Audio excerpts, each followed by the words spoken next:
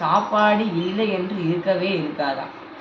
உணவானது எப்பொழுதுமே இருந்து கொண்டிருக்கும். உணவுக்கு தடையே இல்லை, பஞ்சமே இல்லாத ஒரு இடம் என்று நம் தெய்வ சேக்கடா பெருமான் திரு ஒற்றியூரை பற்றி இங்கு சொல்கிறார். எயிலனையும் முகில் முழக்கும் எரிதிரைவே எரி திரு வேளையின் முழக்கம் பயில் தரு பல் இழக்க முழக்கம் பறை தெரியா பதி அதனுள் வெயில் அணிபல் மணி முதலா விழு பொருள் ஆவண விளங்கும் தைல வினை தொழில் மரபில் சக்கரப்பாடி தெருவு அக்குலத்தின் செய்தவத்தால் அவனி விஷய அவதரித்தார்.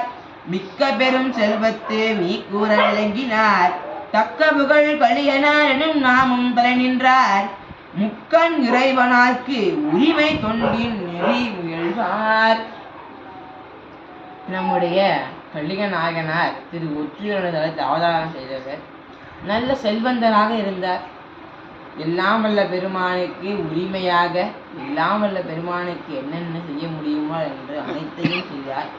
இவர் எல்லாம் வல்ல விளக்கெரிப்பார். எல்லாம் வல்ல பெருமானுக்கு கோயில்கள் விளக்கெரிப்பார்.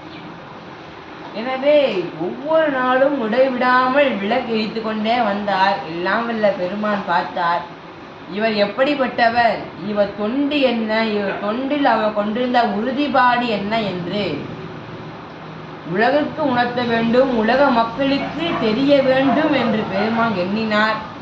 அவரிடம் இருந்த செல்வத்தை அப்படியே மறையுமாறு செய்தார். எல்லாம்